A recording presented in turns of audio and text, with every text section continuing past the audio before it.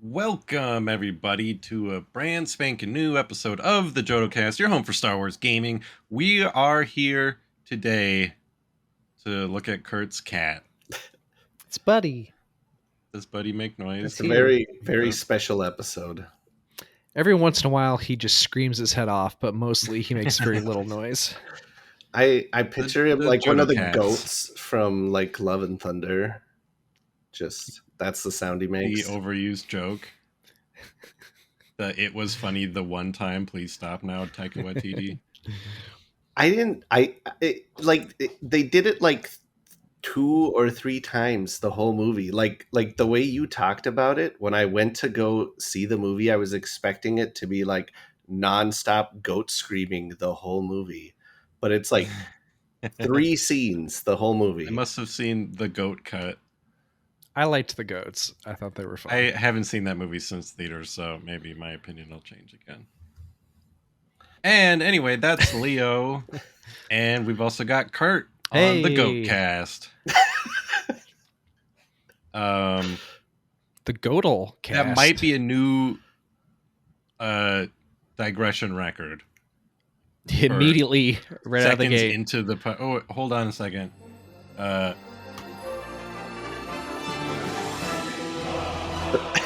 Here we go. Forgot the intro music. On top of our game here. So technically, that was like a cold open. Then, yeah. Now, welcome to the Jodo Cast, starring Leo Andry, Kurt Larson, and me, your host, Joe Lutovsky. And let's do a quick what you've been playing because we got a lot to talk about today.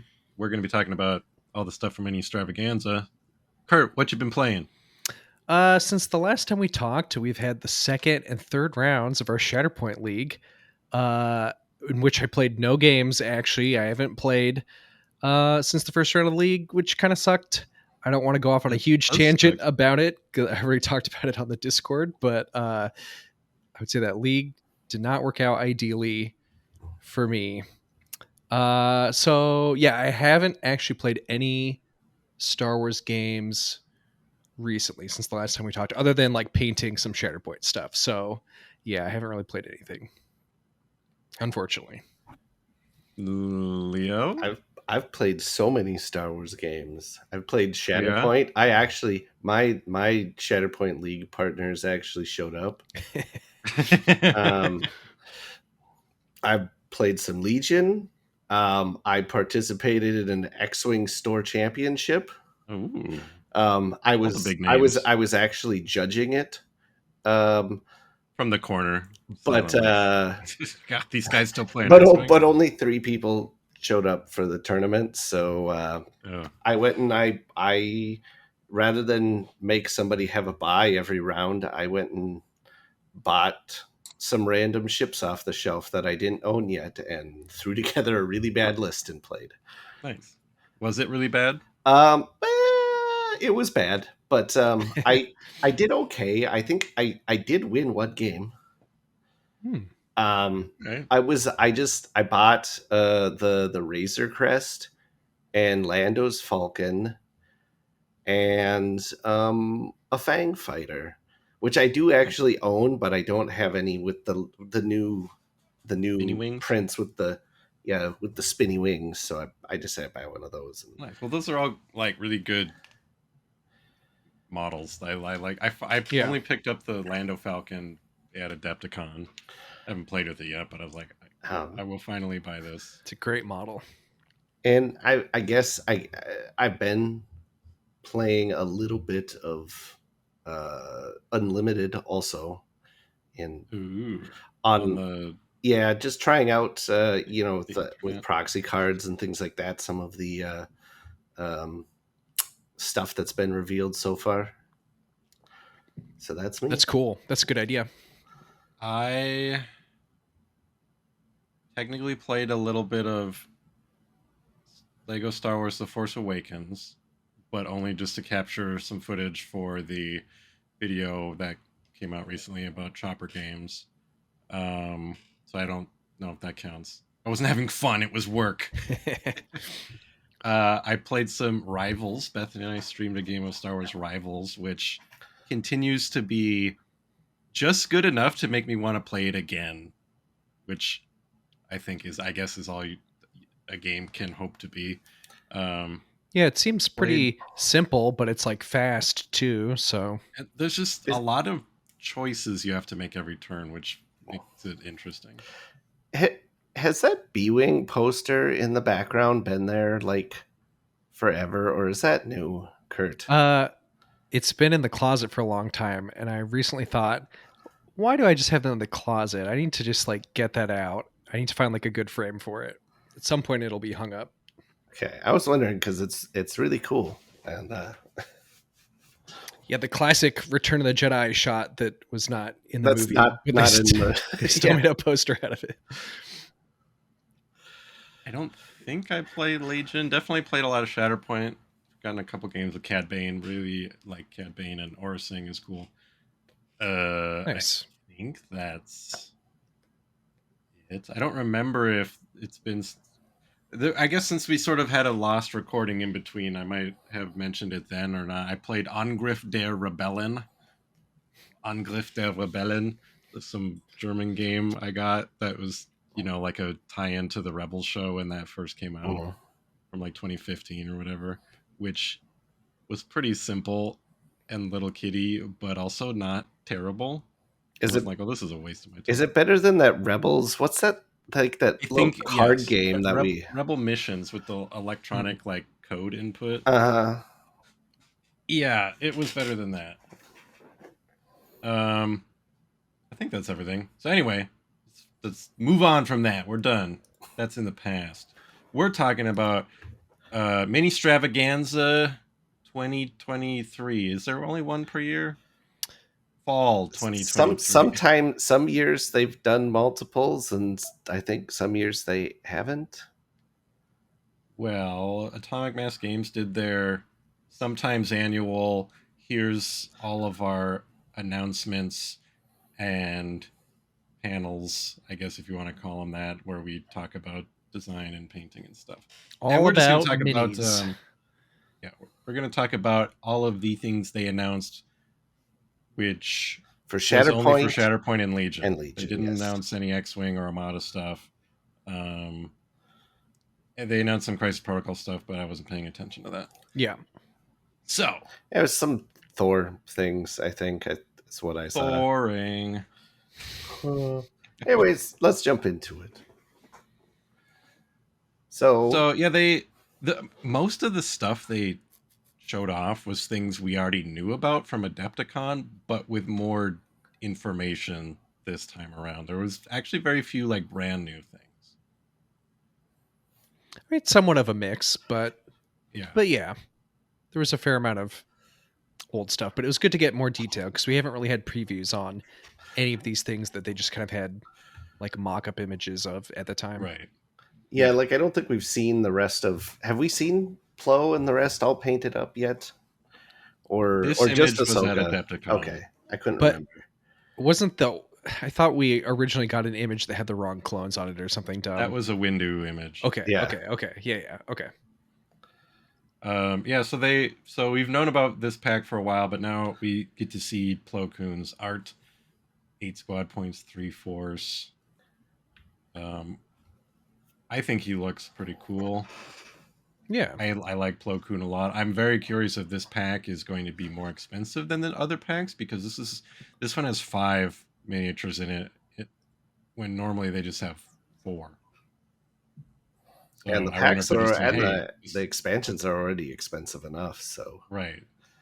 Like, here, is it a bonus Ahsoka, or are we paying extra for that Ahsoka that I don't need because I already got one? Well, see, I was going to say, lucky for me, I already have the Ahsoka, and she was really like the one mini I was interested in this pack. So, although I will say that some of Plo Koon's abilities do seem very cool, even though I'm not interested in running him because all my Shatterpoint purchases are going to be predicated on how much I like the character, actually. So, yeah, I like Plo Koon. I don't know if I like him enough to like.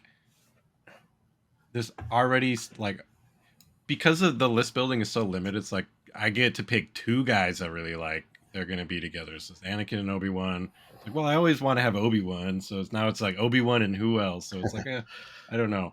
I mean, I'll probably get it because Plo Koon is cool. What he does different is he has a tactic that says at the start of his activation, a friendly Republic dude, they each get to dash, and then if he told a trooper or a Padawan to dash, he gets to dash. So more mobility stuff, which is cool. And I like that he supports clones and Padawans, so like little people, which I think they were mentioning in their stream, like they were trying to flavor him based on like that early episodes where he's like cares that the clones are people. That doesn't sound very Jedi-like. And then I'm trying to, because if I read this verbatim, everyone's going to fall asleep. Yeah, the main thing is he can like give a defense boost. They use his expertise chart if you whatever meet the qualifications. Cool. For as we can do this the simple way or the difficult way. Wait, his allies can use his chart? Yeah, if he gets an exposed token and if they're in range 3, blah, blah, blah. Yeah, they can use his expertise chart on their defense. It's when they're defending.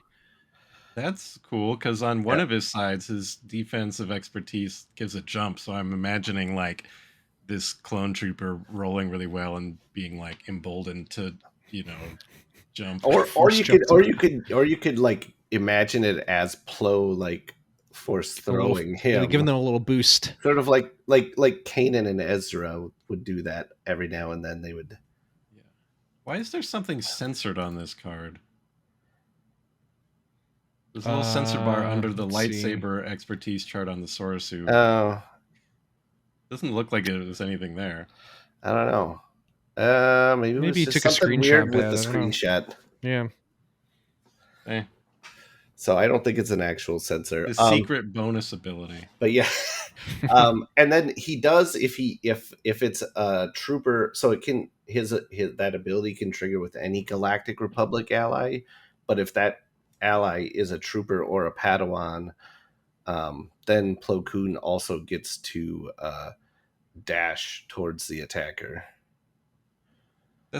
He seems fun to put with Obi-Wan because his trees have a lot of heals and stuff, and Obi-Wan is supporty. They're both kind of support, so maybe Obi-Wan and Plo Koon gives you a list that's really focused on the clones doing really well. I don't know. Mm-hmm. Seems exciting. This is more exciting for me. Yeah. Again, more units we saw already. But... Yeah, the Fearless and Inventive squad pack where Luke is the primary, Leia as Boushh is the secondary, and Lando and R2 are a single unit, which is the support. Which is very surprising, yeah. I think they showed off that card when they revealed this, but we got that later, so we'll get to that. They did show us immediately Boushh's card. It's interesting that they just call it Boushh parentheses Leia. Yeah, I like to read it as like Leia Organa. You say it like in a whisper, like you're not supposed to know. Leia Organa. Hey Boushh. Which is even funny if you build her without the helmet option. So it's like, well, obviously this is Leia. Yeah, they did say all of these. So the drink tray on R2 is optional. Leia and Lando have alternate heads. I think you can have either of them without helmets. They said Luke you can either have him as pictured, so in the picture here, he's got that little tunic he's wearing when he walks into Jabba's palace, and then I think alternatively you can have him without that, so it's how he looks in the throne room. Mm-hmm. And I think they said maybe Leia has an alternate hand option too. I'm gonna like a blaster instead of the thermal jet detonator. I thought maybe she would like just that. be doing a middle finger. I mean, you kind of got to do the thermal detonator though, right? I mean, that's one of the things we didn't get is her attack chart. So I guess we don't know if stat-wise she is sort of throwing a grenade or how it works. But Yeah, maybe the like final step in the tree is like 6 damage or something. I that thermal detonator in particular always bothers me just because of video games. Video games ruin thermal detonators because when you watch Return of the Jedi, like he's holding a thermal detonator and everyone's like, "Oh my god, the whole building is going to come down if he sets that thing off."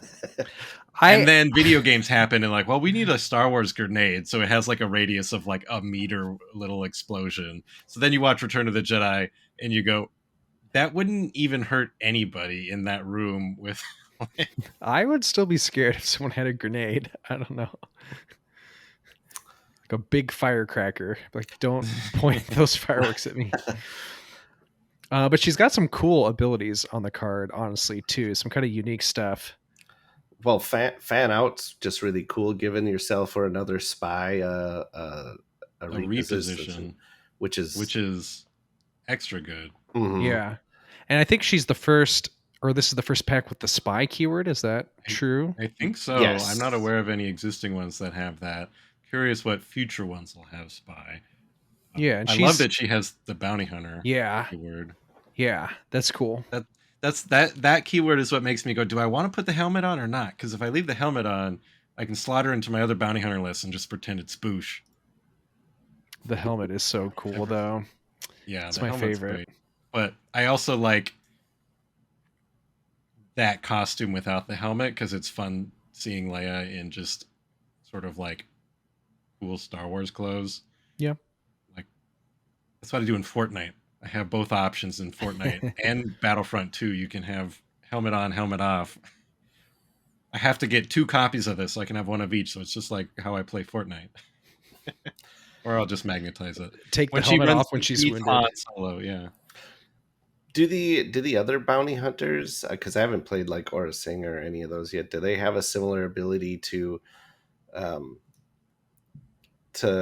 Leia's here, where you get an extra momentum when you wound a primary? No, I don't think so. I do not. Because that's a very bounty hunter-ish kind of ability right there. Yeah, some people were comparing it to Anakin because he's the only other guy who has an ability that like gives you a cube on the track. Hers isn't as good as Anakin's, but that's kind of cool. Maybe she, it's genetics, that ability. Yeah, basically, if she wounds a primary, she says, "Hey, you burn a force, or I get a momentum, an extra momentum," which is cool. Yeah. The other bounty hunters have stuff that is sort of. Cad Bane has a thing that says, "Hey, you step away from that objective, or you're getting a bunch of conditions you don't want," which is fun. And Aura Singh and the other guys just have a thing that says like,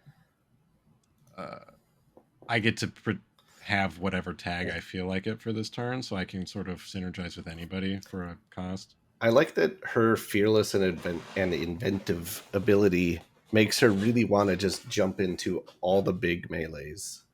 Like, just have a big scrum fighting over an objective. Because she gets bonus dice in melee. If you spend the force, she gets extra dice in melee for extra people that are also in melee that aren't the person you're attacking. Other non-wounded enemies, etc., etc. So yeah, you're right that she's like jumping into these big dangerous melees. She's like getting a lot of damage in, which isn't reflected by anything we see in Return of the Jedi because we don't really see her fight during that scene. But it's still really cool, right? Like this hunter that's rushing in. I especially just like it because it's a bit differently designed than most Leia. Leia's usually are in any game, whether very it's aggressive, Shatterpoint or anything. Yeah, melee focused. Yeah, Leia's usually support, and this Leia is just real aggressive, which is really fun. Low blow, cost 2 force. Again, wants you to be engaged with people in a melee fight. I wonder if she'll even have a ranged attack. Probably. You can just like push people around. Yeah, really bully people off an objective, which is really neat.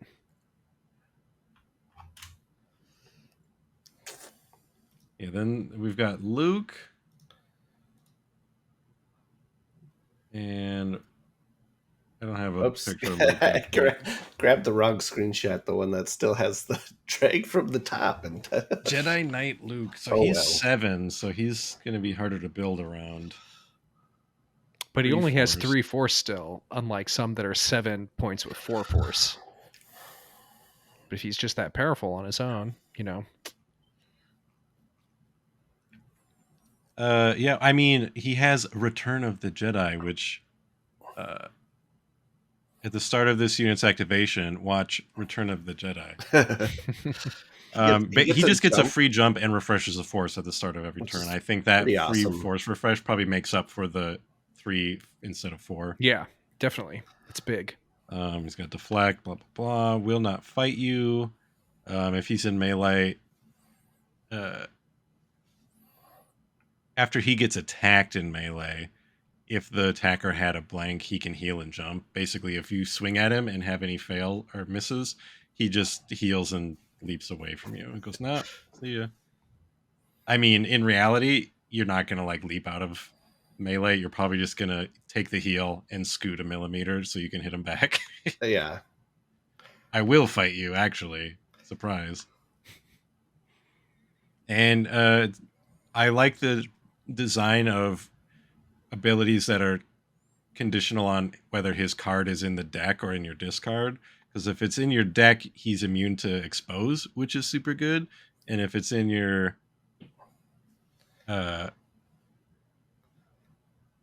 if it's not, I was looking for the word discard. It just says if it's not in your deck, he gets immunity to pin, which isn't as good, but still really good. Because pin and expose are I think the hardest. Expose sucks.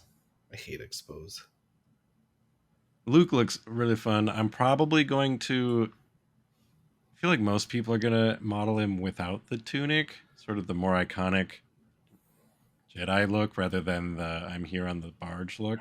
Unless, if you look closely at some of the reference photos, that tunic he has over his black is actually like a dark brown, which makes it look more interesting than the way they painted it in their picture. Yeah, because they just painted it black, which is kind of funny because the art, they actually have it sort of a little a browner color than the undershirt. But I remember doing a lot of intensive research into what the heck is he wearing when this unit came out in Imperial Assault, because he was sculpted with that, and everyone was like, why is he wearing that clothes? And you go, oh, he's actually got like an extra layer of stuff on at Jabba's palace that he sheds immediately after that. Yeah. You just sort of forget because the other look is so iconic. Yeah. It's supposed to be reminiscent of a Jedi, robe, but dark and mysterious. Has he turned to the dark side? Yeah. I hope the other one has the little, shirt flap that opens up when you go, aha, he does have the light in him. Oh, yeah, and we see his stance cards. Somebody pointed out that these mimic not the contents of them, but the pattern. One of them is identical to a Padme one, and one is identical to an Anakin one, as far as like the tree pattern.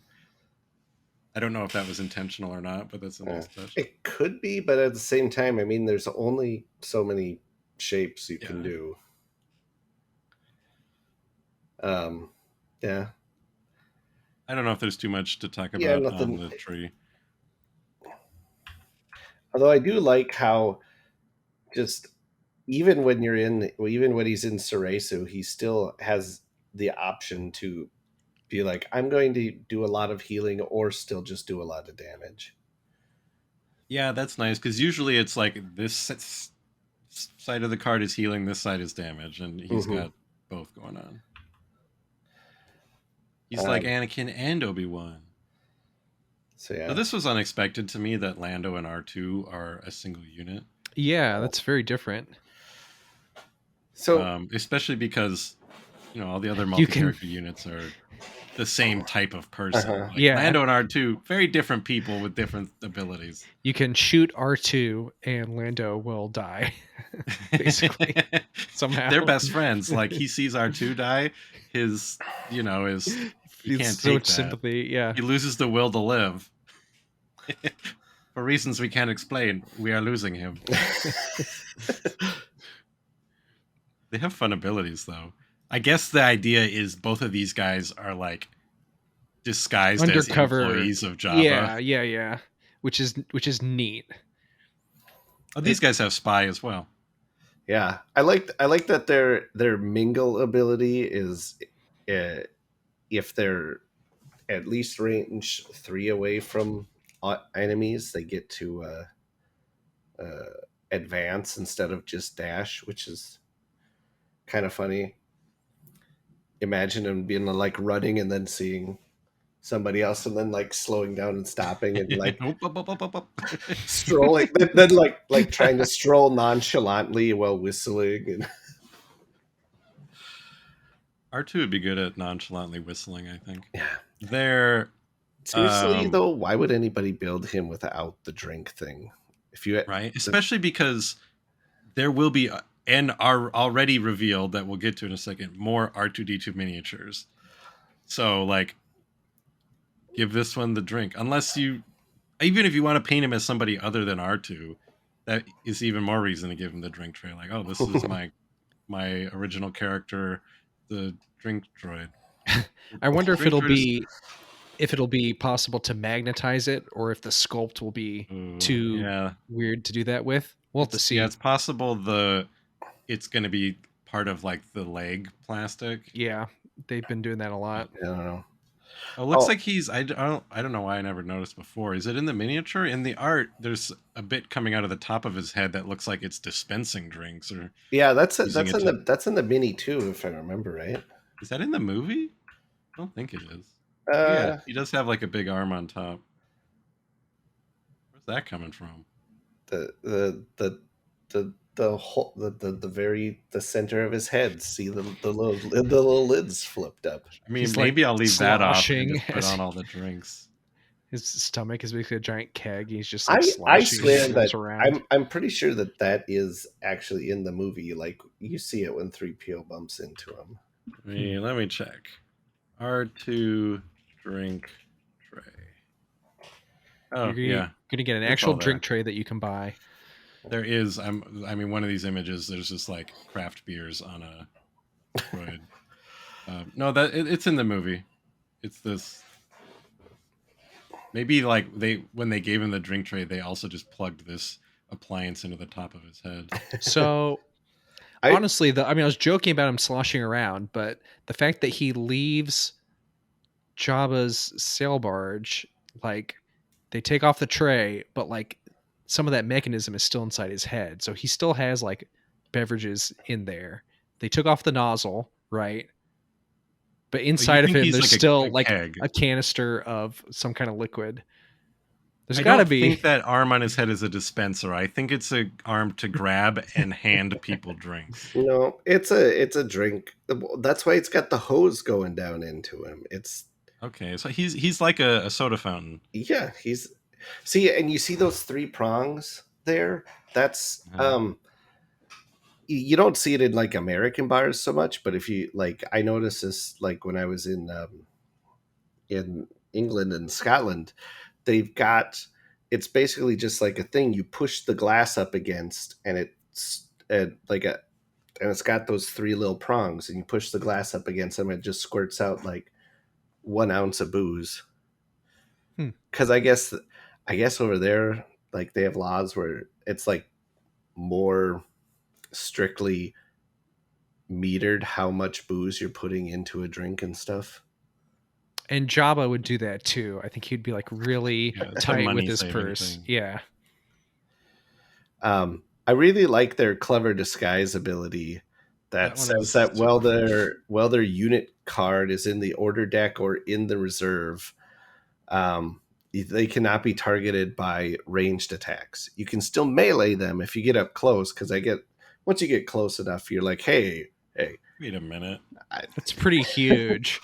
I mean, because you're like really incentivized to reserve them then, as long as, I mean, again, like you said, people can melee them, but I mean, protecting them from ranged attacks could be like, that seems really big to me. Mm-hmm. It's cool. Yeah. I mean, with the mingle ability, it's almost like these guys are going to be avoiding enemies, because if they're not near enemies, they get to move farther, and if they're not near enemies, they can't be attacked if you keep them in your deck. So you're going to want to like send them to the outskirts. I'm just very curious about great at their backfield attack objectives, you know, because they're like, well, I might as well sit on this if I can't get a shot, and then like all of the abilities, they work for me for Lando and R2. The attacks is going to like, is R2 going to just have like a pistol grade ranged attack because Lando has a pistol? I guess you just he's squirting beer at them from it is weird though, because like R2 would do like an electroshock, whereas Lando has like a vibro axe, and they don't really seem equivalent. They name the expertise charts on the stance cards like, you what know, the weapon melee is a flamethrower, and this is the such and such blaster pistol.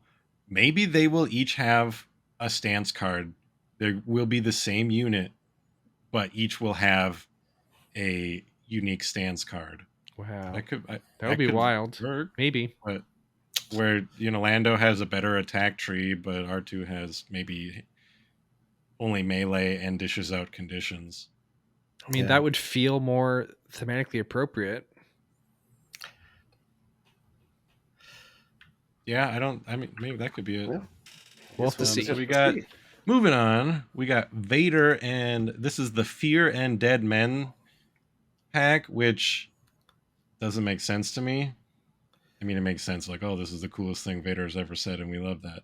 But, like, this is Darth Vader and his stormtroopers. The referenced Fear and Dead Men refers to rebel troopers that are facing Darth Vader. You know, it doesn't work for me. You have to overthink it and ruin everything. Jeez. Anyways, these sculpts look good for the stormtroopers. Especially, I believe they called him Captain Sassy on the stream there, or something like that. I do like that little his little pose he's got there.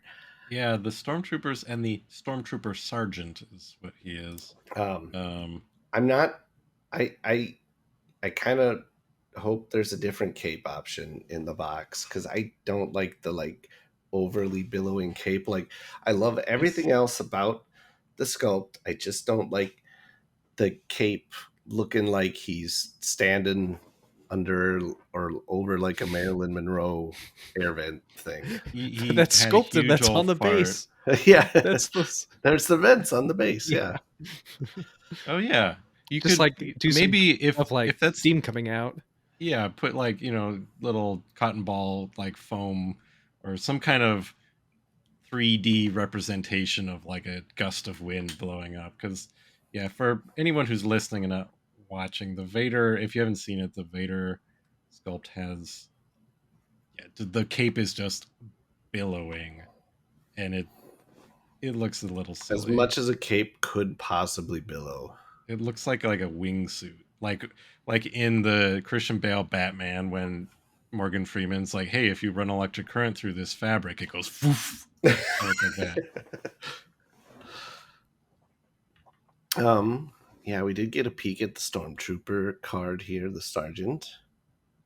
I found it interesting how different the art is from the sculpt. A lot of these have like the artwork is different from the sculpt, but this guy's like doing like the stormtrooper like go go go kind of thing. It's like, that seems like a better pose for a miniature than what we have, where he's just sort of like relaxing on duty. Well, this is actually basically the pose for the unit leader for the Legion stormtroopers.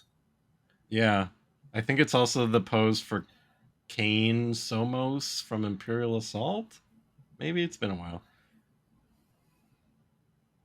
And it's interesting that the sergeant in the art has a black pauldron and the painted one has orange. I don't know enough about my clone trooper or stormtrooper ranks to say which is a sergeant or not, but that's trivial. I don't know if there's.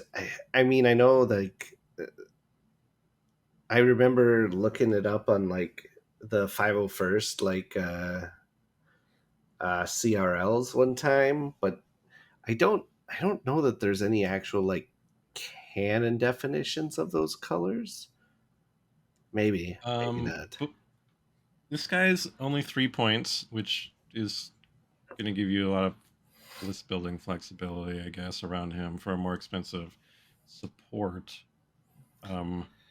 The thing that's interesting to me is that they're kind of just less good clones. Yeah, overall, that's basically all there is to it. The most interesting thing to me is this guy's era is Age of Rebellion only. And I'm wondering if it's going to be like that at print, because I get the impression that when they were designing all of these things, they were working off Clone Wars, Rebellion, sequels, and that was it. Because in the core rulebook, it was just Clone Wars and Rebellion. And then they had to step in line with Lucasfilm's official classification of the eras, which, amongst others, includes now in the core rulebook Fall of the Jedi, Reign of the Empire, Age of Rebellion, and New Republic. And then there's beyond that, like First Order and High Republic, all that stuff. But there's only 4 that are listed in the Shatterpoint rulebook. So you'd think that the Stormtrooper would have Reign of the Empire and Age of Rebellion, whereas he only has Age of Rebellion. Yeah, that seems it strange. Is kind of surprising, especially when the Inquisitors have. I think the Inquisitors have Fall of the Jedi through Age of Rebellion. Yeah, I mean, it'd be easy for them to errata it too, but same with this Vader we're looking at here is only Age of Rebellion. For Vader, it makes more sense to me that you could limit him. Because Vader is, like they say when they design these, like they're designing a very specific snapshot in these people's lives. So for unique characters, it's like, okay, fine. But maybe Vader should also be Reign of the Empire. The first Vader we already have is Fall of the Jedi through Rebellion, but I think that's just because if he wasn't Fall of the Jedi, you wouldn't have been able to play him with anybody when he came out. Well, and I think this one's, I don't know about the other sculpt. This one, I think this is the sculpt's got his Empire Strikes Back armor, I believe, if I remember my different Vader armors. So I can only point out A New Hope one when I see it. The rest of them I don't quite know what makes which one. This guy has a really cool what do they call them? The signature abilities or something like that. Innate, yeah. Or you is that what it is? Hide forever. Yeah. At the end of his activation, if Vader did not wound an enemy, and his unit's order card is not in the order deck or reserve, then you shuffle the order card back into your deck. I want to know if that's future proofing, or is there a situation I'm forgetting where he could, at the end of his activation, somehow have his card back in the deck already? If you activate him with the Shatterpoint card before you've drawn his. Yeah, that makes sense. Yeah, I like that. Like, I didn't kill somebody, so I'm gonna go until I can. Yeah. It seems very powerful. Yeah, it's like cool. Luke, he's also a 7/3. And he also has a tactics that refreshes force at the start of his turn. But you don't know the power of the dark side. At the start of his activation, can remove 2 damage or 1 condition, then refresh a force. So Luke gets to jump and refresh. Vader gets to heal and refresh. Yeah, makes him unstoppable. I like that they specifically say that he has to remove the damage and or remove a condition, even though it's essentially the exact same effect as heal, except you can't do it to other units. Yeah. Well, it's if it said heal, it would be at 1 damage or 1 condition. This says 2 damage or 1 Oh yeah, condition. yeah. But still, yeah, he's not out there healing other people. And he's got 12 health, which I think is the first character to have that much health. Which does Anakin not have 12? Anakin has 11. Ooh. Grievous has 11. Lord Maul has 11. I mean, 12 health with 3 stamina. It's plus good regen. Luck getting 1 wound on him. Yeah, that's big. Like, this unit cannot be included in a strike team with Anakin Skywalker. Yeah. That also goes for the premier event rules where you have to bring 4 squads and they all must be unique across all 4. That applies across that too. So you couldn't have an Anakin and a Vader, but like they're not in the same strike team right now. Yeah, it's interesting that they did it that way instead of just having his subtitle name be Anakin Skywalker like they would have done for most characters. They would just say the name. They kind of really wanted to avoid his original name because that character's dead, basically, right? So it's like, oh, that's kind of interesting, even though it's such a minor mechanic of the card. Now, did we see this already? We had not. I think we had originally seen just those Ewoks. We'd seen a mini of Ewoks. We didn't see any of the single Ewoks with Leia. Yeah. And now we've got what is the name of this pack? They said, I don't know. It's called like some kind of Ewok word, but not Yub Nub. Oh, it's called nope, that's not it. Somebody was posting it somewhere. Yeah. Does anybody else think it's sort of weird, like the one Ewok, the one with the Y-shaped stick, how it's like a pile of dirt and logs and rocks, but it's on like the cement base? Yeah. It's kind of strange. And with Leia too, they have like some dirt and a log coming out of the yeah. Hopefully I'll be able to avoid that with extra bases or something, but yeah, I do have a few extra bases already, or just put some basing material on top of the panels maybe. Yeah. That's Chief Chirpa, I believe. I gotta one say, of those guys is Chief Chirpa. This Leia is the first Shatterpoint sculpt where I've been like, and maybe it's just I mean, it could just be the paint job instead of the actual sculpt, because I've seen that before where it's agreed. But like the Legion Han, where like when that first got revealed, it looked really, really bad. But then when people gave it better paint jobs, the face looked more Han Solo-ish. Yeah, Leia's head it just looks kind of. I think it's got to be partially the paint job. Honestly, it just doesn't match their other style. Maybe it's just the angle or something too. I don't know. We'll see when we get more pictures of it. I think I probably would go for a helmet on this one because I like the Endor helmets, assuming that they have that option on this one too. I don't know if they explicitly said. Anybody hate all the tactical logs? Or like at least just the fact that everybody has one? I don't mind them. Chirpa's tactical log looks like it's actually a crashed speeder bike, maybe? Yeah, you're right. You're right. That does look like a crashed speeder bike. Still, I think it's a little weirder how the support unit with the 50mm base, they're identical. Like I feel like get a slightly different log and a couple different poses. Yeah. Like with the B1s, they're identical, but it's really easy to pose them differently. Yeah. I'm hoping it'll be easy to like just leave that log off and have the middle Ewok standing on the ground on one of the units. Yeah. That makes sense. The Ewoks at least have bows, unlike in Legion. I think the sculpts are great on the bow ones. They look really good.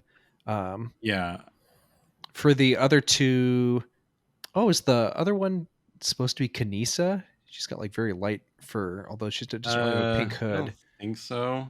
But at least it's kind of interesting. It looks like that will be a secondary unit that has 2 bases in it, which I feel like we have Oh, I not found the seen list I was yet. looking for. No, I thought that or maybe it was the one with Wicket, because I know they were talking about one of these is the first one that's going to come with it, have 2 primaries in one box. Yeah, that's the next one. Okay. That's the Yub Nub pack. This is the Ichiwama pack. Oh, okay. With Leia and Chief Chirpa. Chief Chirpa might be a primary as well. Hmm. I think Leia and Chief Chirpa might be the primaries, and then that Wicket or that Ewok who's not Kanisa, but I will probably paint like Kanisa. Kanisa has a pink poncho. Must be the secondary, and then the bow guys are the I support. guess. Yeah, I don't know. Because the other one is the Yub Nub pack that has Logray and Wicket. And again, logs everywhere. Ewoks I love the art never step Logray. Off a log. Oh yeah, Logray. The Logray art looks great. Floor is lava is what their deal is. I mean, I like these. I don't mind the logs on Logray and Wicket. I don't mind them in Legion either. It's these big bases is what seem a little weird to me, where it feels like a little overdone. I love the Wicket mini where he's just like strolling midair. It might be fun to not have him on the log, so it just looks like he's having a nice little walk in the woods. See, and that's exactly what I was thinking of doing with him when I looked at that. I thought the same thing. It's just I the logs for the big bases wouldn't be so weird if they weren't so identical to the other one. So maybe I'll make an alternate log. I don't know. I think I mostly don't like the guy over on the right on the big ones. Like he just sort of looks like he's floating rather than like leaping off the log, unlike the other one. Or like his poncho got stuck on a branch and I was just sort of like flailing. Like, oh god. And then this also comes with R2 and 3PO. So this is the next. I guess both of these are 5 miniature units rather than 4. But R2 and 3PO in this one are a single unit, both sharing a base. Logray. He's a lot of support abilities. Makes sense. He's not much of a fighter. He's a He's a shaman. Is he the first? Is he a primary? I think he's a primary. He probably is, but he's only got 2 stamina, which might be the first primary with only 2 stamina. So he hands out hunkers, heals damage, lets them move. He helps other Ewoks, warriors, and Ewok scouts. Lots of things for throwing out free hunkers and free dashes and stuff like that. Healing for Ewoks. And then like just roll a die and the result gives you a random thing. Yeah. We'll say it does this artwork and these minis, or the Ministravaganza was the thing that made me realize Ewoks only have 3 fingers. I thought they had 4 for like my whole life. You've been Mandela affected. That's how. I don't believe that you would be wrong about that, Leo. I think it must be an alternate dimension type thing. It's the only possible answer. I think it's interesting that his tactic ability affects Ewok warriors. He lets Ewok warriors hunker and Ewok scouts dash. And I'm assuming that's the Ewok warriors are the stabby guys and the Ewok scouts are the bow and arrow guys. I would think so. And is that the first ability that references a specific unit rather than just saying, each Ewok or each clone or whatever? This is saying these specific guys. There can be no one else, just Ewok scouts. I don't know. Or is it Ewok warrior or Ewok scout going to be an actual keyword they have? Yeah, curious because right now we see Endor is a keyword, Ewok is a keyword, and Shaman is a keyword. What's next? We see what C3PO and R2. Yep. Secondary unit, like you said, they're two guys on one base, and that is really interesting when you see the combat card, because 3PO is one side and R2 is the other. They're a flippable secondary unit, which I think is the first time we've seen that, which is pretty cool, and that's thematically very interesting. Well, they did say, do you remember during the stream, they said at one point during the design phase, every unit had a flippable stance card. Oh, wow. At That would one be a point, lot. They mentioned that. Yeah, glad they didn't stick with that. Yeah, it makes it more interesting when it's just occasional units like this. It's like, ooh, it's doing something really unique. Yeah, I like that 3PO side of the card is called Against My Programming, and R2's is just called Angry Trilling. But I like how 3PO does no damage unless you get through the whole tree or get a lot of expertise. So like he's just there to like heal or harass. And since this has the Endor tag, so this is meant to go with the Ewoks because it comes in that pack. Yeah, well, they have abilities. Most of their abilities specifically support Ewoks. They can again hand out hunkers and heal Ewoks, or can have Ewoks make an attack. Yeah, building teams with Ewoks sounds pretty fun because I don't think we'll ever get more than these 2 boxes, but these 2 boxes come with more units than you can fit into a strike team, so there's still flexibility with how you want to try it out. Yeah, that's neat. Another Assuming thing the points work. I noticed their divine influence ability specifically calls out which stance you have active. Is there any other units that we've seen that specifically are like, if you have this stance? I believe Windu has an ability that says if he's in this stance, do this. If he's in this stance, do that.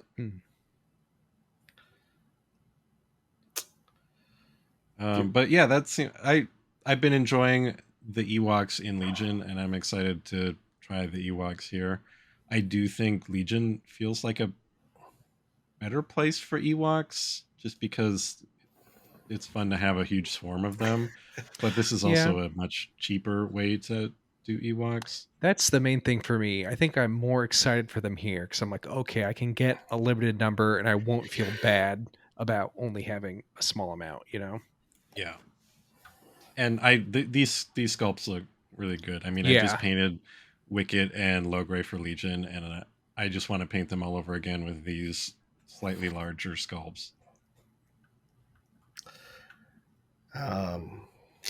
Here was an announcement that I was happy to see. Everybody was like, about time. So they announced this new mission pack.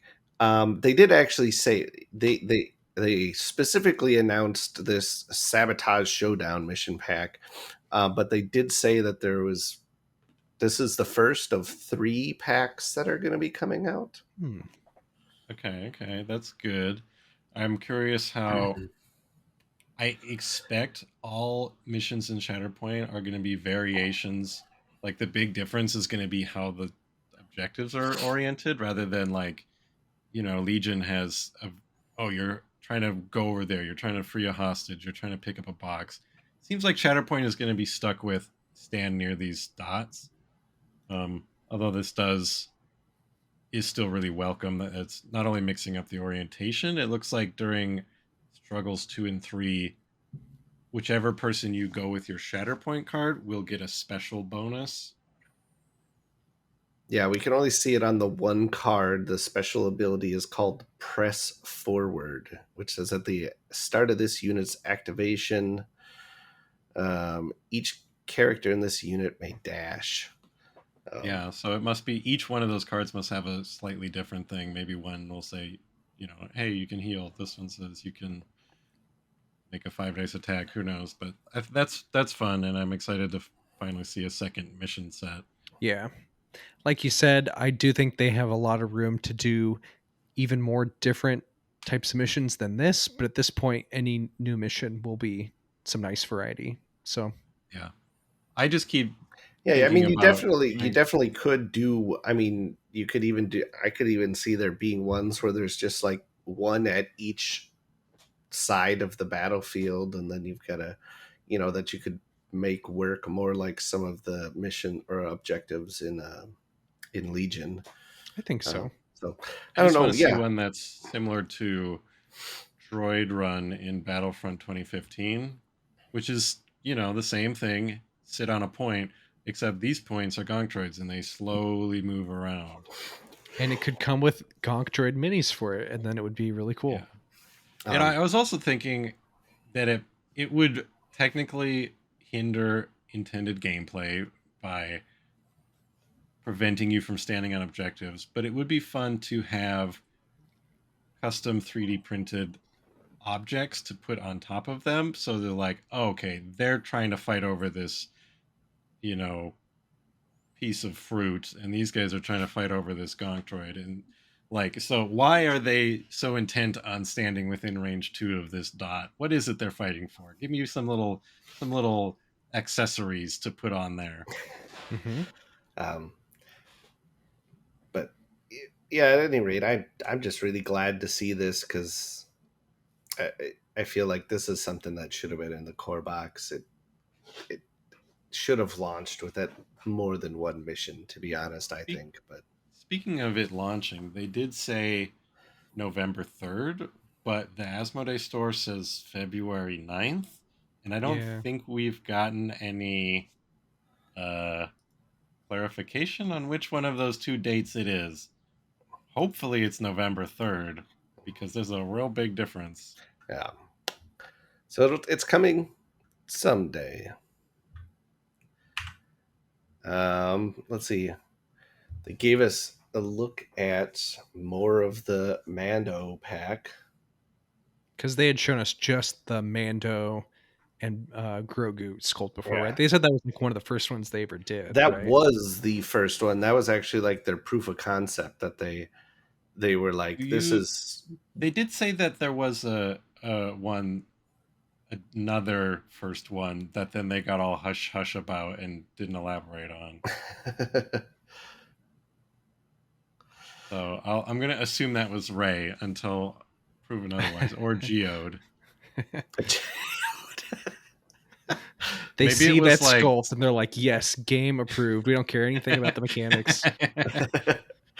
Go straight to Kathleen Kennedy. She hits like a button on her desk that says, make it happen. So I'm going to go ahead and assume that Mandalorian is the primary, which would be very good because we need a primary unit with the Mandalorian tag and another primary bounty hunter. So that's perfect. IG-11 is probably a secondary, and Grief is a single mini support. Unless they neglected to show us Cara Dune, and Cara and Grief are the same unit. Yeah, I don't know. They could do something weird like 2 secondaries and no support. Or a Queel, or someone else could go with. Oh, that would be great. Actually, Queel and IG-11 would make a good. Yeah. Or even like a unit of blurgs. So that's what we got to see of that. Not the most Carl Weathers is looking mini out there, but yeah, I think that's fair. How do you guys feel about? We talked about this before back in March, but how do you feel about the Mandalorian's sculpt? He's just strolling. I think the sculpt itself is pretty cool. I like the pose. It looks cool to me. It reminds me. It's like the like banner image for the Mandalorian, right? Like where you see their silhouettes. It's not really a combat pose, but I do like it. I would like. I wish we could get a pre-Beskar Mando sculpt though. Yeah. Would be cool just because I think he looked really neat in those first couple episodes with all his mismatched armor and stuff. Did they the Legion one? I remember because I was looking real close at all the colors and stuff. Did they? I don't remember what was missing on the Legion one, but I remember there was one part of the sculpt. I'm like, wait, they forgot this part of his armor, or something along those lines. Maybe they got it right this time. Or maybe I was crazy. I remember there being a thing with the sculpt when I was comparing it to reference photos. I don't remember you talking about that or anything, so I can't Maybe say. I'm crazy. Maybe I dreamt it. I painted mine in the pre-Beskar version. I had to mod stuff to turn it, but I don't know if it was 100% accurate to the Beskar one, so I don't know. Did they just paint like the collar on Karga's shirt?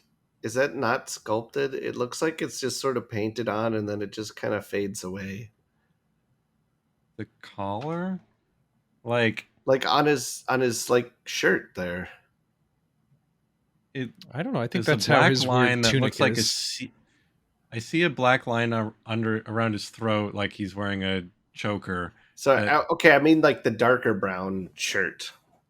Over yeah, his tunic. I or think the that's tunic. shape of Yeah. the shoulders. It kind of comes up from the shoulders. I don't know. No, I'm not talking that. I'm talking like the V neck on his on.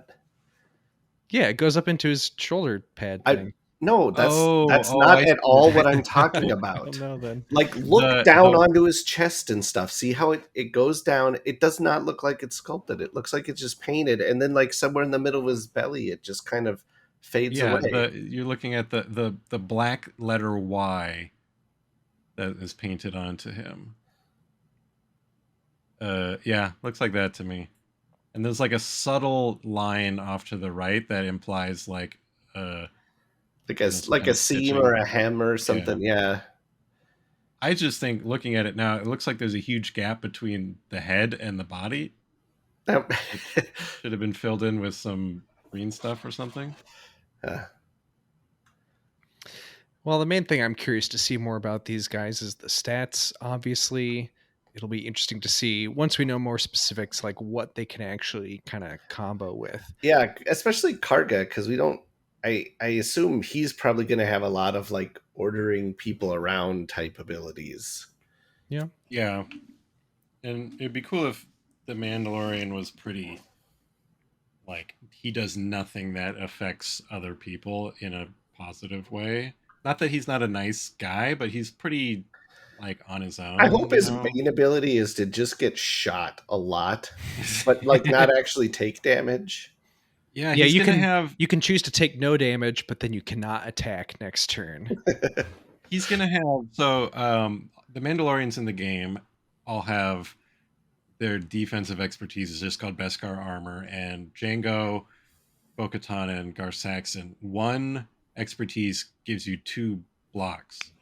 So Din, because of his Beskar armor plus plot armor, is going to have an even better tree that says 0 expertise gives you 1 block, and then like 1 to 2 gives you 3. Turns crits, then cancels crits, and gives you blocks. And yeah, although you got to assume he's going to have some Grogu related abilities too, since they put him on the There'll probably be they'll call it the hand thing, which I think is what they called it in Legion. Yeah, and he'll heal somebody. I guess my biggest question is the era on those, because like there won't be much to pair with them initially, right? Oh, that is true. Would they be post? If they're the only squad in New Republic, then what do you do? This squad, I think, could also fit in New Republic. You skipped a squad, I think. Do you have pictures of Gideon and the Dark Troopers and Death Trooper? No, I don't think I did get those. Wait, they might be up ahead, or they may not be. Well, there you just that was also announced. They look fine. Oh wait, did we skip the Hondo minis too? Oh yeah, I didn't get it. No, I got those. They're just different order. Okay. Inferno Squad, another 5 mini box. I can't say I'm particularly excited about this, just because I don't I gravitate more towards the like bounty hunter scum type and the rebel types and the Jedi types and not the Empire types. But I mean, I do like. I mean, they come from a video game, so that's kind of cool to me. I think they all look good. Um, it's I think for me the main thing is just that the pose for Iden is basically exactly the same as her Legion pose, or I mean, assuming she's got a couple different options of how you can sculpt her or assemble her, but that's exactly how mine looks. So Here's the big difference between this one and Legion. In Legion, you can't have the fist up and the TL50 at the same time. You can only do it with the E11, if I'm remembering right, unless you specifically mod it and chop off her extra hand, which is what I did on mine. So yes, it does look the same pose as mine. Yeah, but she has ID10. No. Yeah, she has ID10. Yeah, ID10 Dio on her shoulder on the sculpt, which is great. I like that. It's not like a separate mini like in Legion. Yep, and then we've got then they also got Dell and Gideon. Yep, and different Gideon. Yep, you can have a Gideon list. There's Moff Gideon and Gideon Hask on the same strike team. and then just two generic couple of dudes. Generic special forces. They're probably called like Imperial Special Forces. Yeah. So that's them. I'm excited to see what Iden's abilities are, just because I like to see how they'll translate the video game abilities like they did in Legion. Those were all kind of baked into her command cards. See, told you I had Gideon. Other Gideon. So yeah, Gideon, Darksaber. He's got Death Troopers. Death Trooper. I love the Death Trooper sculpt. For some reason, it looks great to me. Just classic, like straight out of Rogue One. On his belt. Yeah. Big utility belt people, those Death Troopers. They made it sound like it doesn't look like it in the pictures, but the way they talked about it on the stream is like that these Dark Trooper minis are pretty big. Yeah, because I think they're supposed to be like 8 feet tall or something like that. 7 feet. Maybe it's because they're like in the background. Yeah. But they said the Death Trooper is supposed to be really big too, because the Death Troopers are supposed to be about 7 feet. Because Death Troopers are like professional wrestlers. They're like, those crazy people in real life who get like leg lengthening surgery because they're insecure about their height. Yeah. That's what Death Troopers are, but like they also get like super soldier juice robotics. I suppose if you cut your whole leg off and just have a like, leg, you they're kind of like Great Value brand Space Marines. Yeah, but with cool voices. See, now the flare on Gideon's cloak works better, I think, than it does on Vader's. And he is wielding the Darksaber, at least on the sculpt, so I assume that will be part of his stance, Yeah.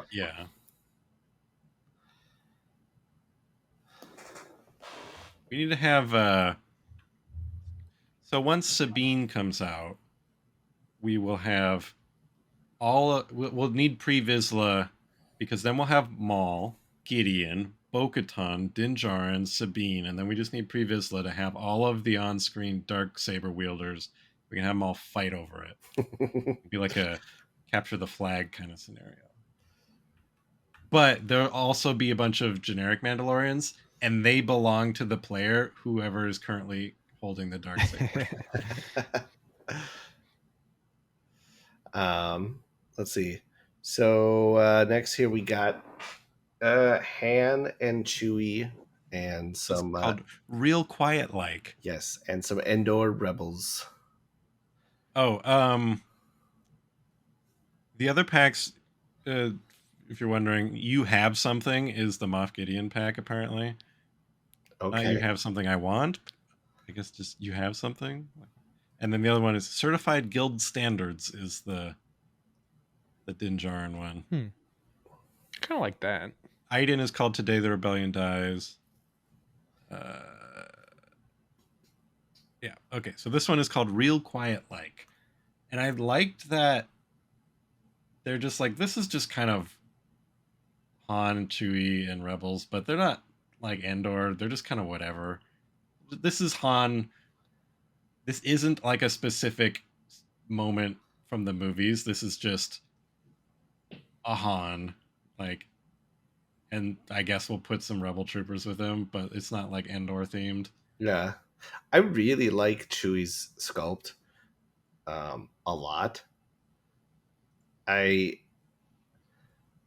It's a little bit more cartoony than the rest, but I think it really fits that like Saturday morning cartoon vibe that they've said that they were going for. It really gives me Disney Infinity art style vibes, which isn't a bad thing. It might just be how they painted him. I think part of it is his like smoky eyeshadow thing he's got going on. But no, I think it's also just like kind of like the exaggerated size of his hands and stuff like that. Yeah. I can't decide if he's apparently holding an IG droid's arm. And I don't know if I like that or not. Like, I don't know if I would just rather. This is now that, so this it looks is like the canon fate of IG-11. Now we know what happened to him. Is if he's like, you mean IG-88? Yeah, that's what I said. I didn't. You say said IG-11. No, I didn't. He's standing on one too. If you look at his feet. Anybody can go rewind the recording and hear me clearly say IG-88. Oh yeah, he's standing on one. That is cool. That makes it look a little bit. Because I'm like, oh, should I just chop it off so he just has a fist, or should I try and mod in like an organic limb, like he just pulled the arm off a Trandoshan or something? Han and the Rebels, they look pretty good. Yeah, I'm trying to figure out what Han is standing on. Yeah, I don't know. It's EV-99. Is it? It's an EV droid? Don't you think? Maybe. I don't know. Maybe not. I don't know. I like the little like just the little shrubberies they gave the one trooper for their base. It's like it's not actually standing on it, you know, it's not like another like tactical shrubbery rock kind of thing. It's just a little bit of extra decoration for the base. It's nice because his house plant that he never leaves behind. That feels like a good thing to include for all these like jungle themed mini. Like I wish they had more of that, like jungle details that aren't tactical jumping off things that you could glue on your base if you don't have flock or something, you know. The Inquisitor pack came with a little moisture evaporator that like fits on a base. That is a very tiny moisture evaporator. It's like a micro evaporator for when you're only a little thirsty. The mini itself, it's like cut. You're supposed to like, or you can choose to put it on a base as if an Inquisitor had just sliced through it and it's like falling in half. I just glued it together so it's like whole, and I've been trying to find a good use for it. But so this little plant isn't the first like non-tactical bit of scenery, so I hope maybe that continues to be a thing. Like, throw in more leaves and give me a little box.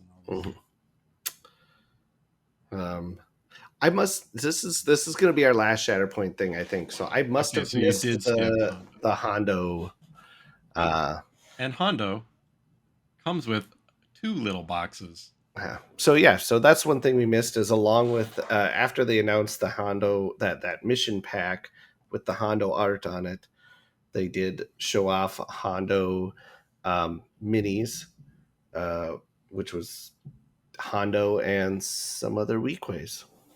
Yeah, one had a name whose name I forgot because they were probably in like one episode of Clone Wars, and then 2 like generic pirates. One of the pirates is holding the little ice cream Camtono, which is fun.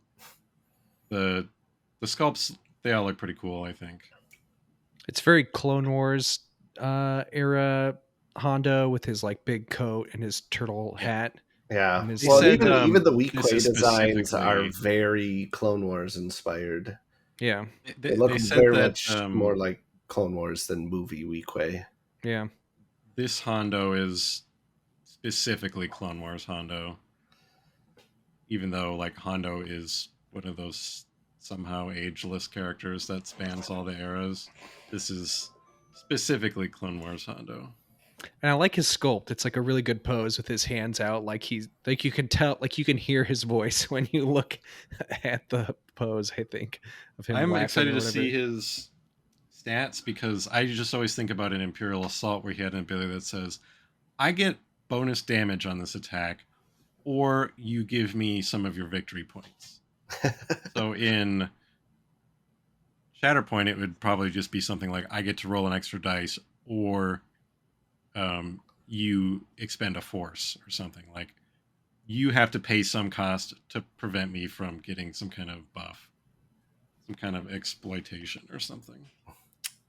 This garage, I think, looks cool. Yeah, this is the one Yeah. I think they showed it off on a stream at one point, but hadn't officially announced it until now. Yeah. And we did They not did see the say- little womp rat that comes with it previously. Yeah. They made a big deal about the Womp Rat. People have started calling it Ratterpoint. Okay. That's what in the chat everyone was like, hashtag Ratterpoint. They did say that little bridge that sort of connects the little standees to the bigger part of the building is, I think, removable. I don't know if that... So I'm not sure quite how modular it's going to be. I'm going to assume not too much, but it's a fun-looking building. And I just hope it is slightly cheaper than the other terrain packs, since it's just one building and a Womp Rat rather than a bunch of things. It's still very Shatterpoint looking. Like it has the same, gantry stuff on top, so it'll fit perfectly with the existing core set terrain. You can attach it, and it'll look like it came with the core set, basically. Mhm. Yeah, I'm looking forward to that one. It looks like a nice little thing to slot into your table. Well, and like I said, I think if I remember right how I ordered these, this is our last Shatterpoint image. So I've got 3 more on my personal list. Yeah, they weren't like product images, but they like sort of announced or mentioned 3 So more we things. can talk about them, even though there's not much to show. Oh yeah, I guess I did have. That's right. Okay, yep. Oh yeah, They mentioned There we Clone Force 99. The Bad Batch. Batch. A lot of people on Twitter were very excited that they're actually including all of the characters, because some of them will leave out Echo because he leaves them. Some of them will leave out Omega because I guess they just don't want the kid. Some of them will leave out Echo because he's, a late comer. And You so said it's- Echo twice. Crossfire was maybe Yeah, you Crosshair. one of the ones you Crosshair had. for the first Crosshair, Crosshair, Echo, and Omega are the ones that aren't full various time. ones will like leave that one out. Yeah, So a lot of people were very excited to see that they're doing all of them, which is cool. And then we also got to see this little. I was really excited about this because they just said, okay, the Star Wars Rebels characters not going to be until late next year, but they all have custom, or their order cards are different. They all look like the wanted posters, which I think is really cool. No, did they? yeah, Okay, that's great. I was, because I had it on when I was at work. Did they say that? So this is going to be what they're going to be in the box. I'm pretty sure. Like yes, a. It's not a promo. It's like promo that's kind of what's thing? in the Okay. box. I I'm hope pretty sure so. that's what they said. Because that's really cool. That's like a great idea, just to play with the format just a little bit like that. Yeah, for sure. They It's look great art. really, really cool. And one last tease they gave at the very end of their Shatterpoint roadmap stream was just an unrecognizable pair of red eyes. Blue skin. So another Cad Bane expansion, I think. Yeah. Yeah, it would be so funny if they zoomed out and it was like that Pantoran guy that George Lucas played or something. Aaron Papanoida. Yeah, Papa Noida. Okay, yeah. For people listening and not watching, it's just it's a picture of Grand Admiral Thrawn, but cropped into just his eyes. That's that they cool. showed off. So yeah, obviously teasing that for some point in the future.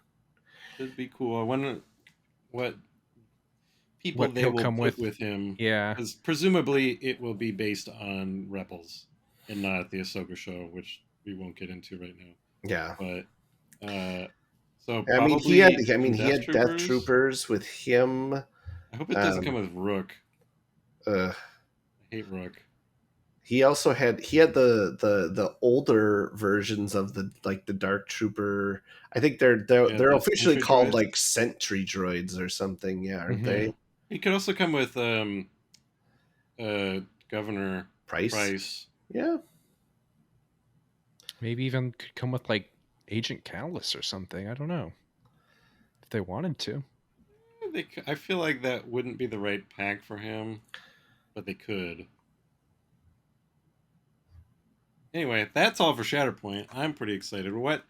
I think the things I'm most excited for are number one is probably the Luke, Leia, Lando R2 pack. Agreed. And then after that would be the Ewok stuff. Agreed. Yeah. I'm gonna be waiting until Phoenix and Thrawn come out. Nothing else that's been announced for Shatterpoint I need to buy yet. The Jabba Rebel people? They're all right. You want R2 with his little drink tray? I mean, if I could buy just him and Boosh and not give Lando and Luke. I'm surprised you don't like Lando. Jeez. Yeah, it's not his most dashing outfit, you know. When they come out with actual Cloud City Lando or even General Lando or young Donald Glover Lando, yeah, I will buy all of those. I will break the rules and have a strike team entirely of Landos. Man, Lando with Lobot secondary and Wingguard supports. Yes, please. Or we'll save that talk for our wish list episode that I want to do. It would be cool to have Will Rowhood in there too, but anyways, yeah. He could be one of those like. Let's move on to Legion though. Yeah. We're already at we're well over an hour already. I think there's less for Legion. Let's talk about Legion, then we'll go to bed. All right. So, one of the first things they showed us was 2 new battle forces. We need a Yaddle force. We've got joining the Galactic Republic is a Wookiee Defenders, which is basically lets you play a lot of Wookiees. Yeah, you can do your Wookiees as core units, and you can take a bunch of them for the people out there who already bought a bunch of Wookiees before Republic originally came out because they thought that was going to be allowed in the core rules for Republic, but now they have this battle force to do it, and it has other things you can do with the Fluttercraft too. There's new options there. Yes, we have. They have a updated version. The one on the right hand side, or rather the left hand side, is the updated attack or Fluttercraft. So is this specific to the battle force, or is this just a straight up yes, let's try this? I believe that's what this. It's a special issue Wookiee Defenders. Oh, yeah. It's got that keyword. Yeah. And so it can still take the same upgrades, those still work with it. The gunners. I think that seems like the main thing is that it adds the attack run ability, which lets it increase or decrease its speed by 1 until the end of its activation. Yeah, so there's speed 2, so you could have really fast turns with speed 3 if you want, or if you need to do some careful slow maneuvering to keep bombing people, you could drop down to speed 1. Just gives you a little more options there, basically. And really, it's only two more points isn't bad. But yeah, so that's the Wookiee Defenders. The other one is for the Separatists. It's the experimental droids. Yeah, this seems like a much more interesting take for a battle force for the Separatists than the other one, which is I don't know, it's just the Separatists. But just have a lot of B1s. Right. Yeah. which most people don't do because that requires you to buy more. Yeah. And this one, so you can use your Magna Guards as core units in this one. Specifically the prototype Magna Guards. So you'll see here on the top of the screen, there's the prototype snail tank and prototype Magna Guards that are unique units for this battle force.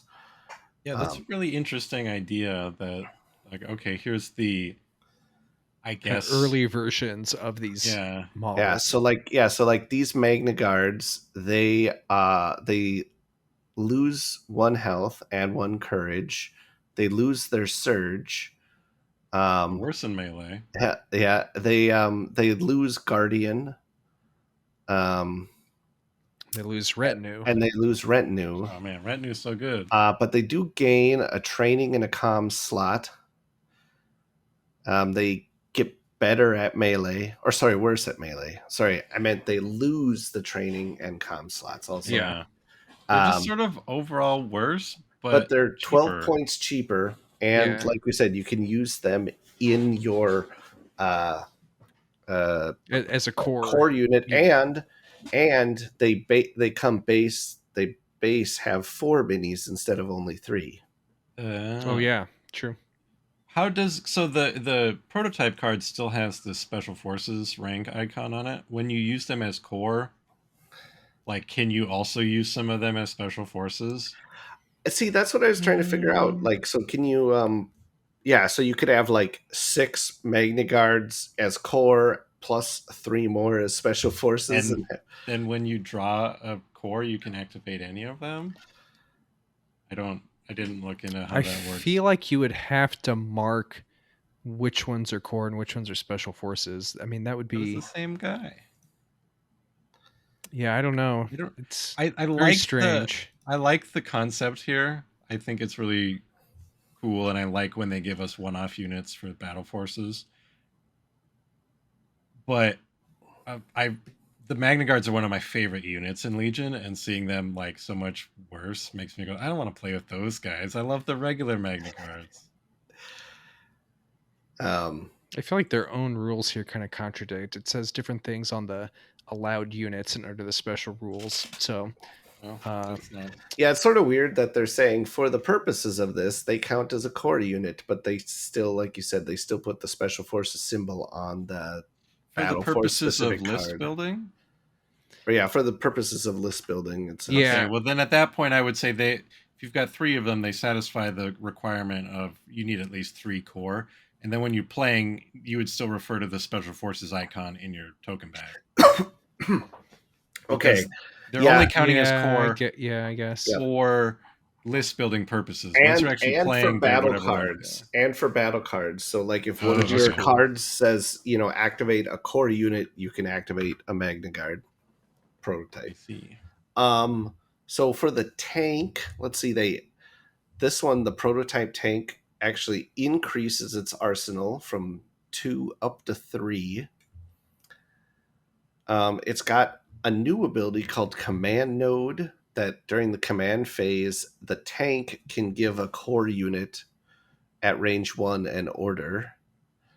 It does lose its attack surge, and it also loses its transport ability. And let's see, looks like its weapons lose impact and critical. So,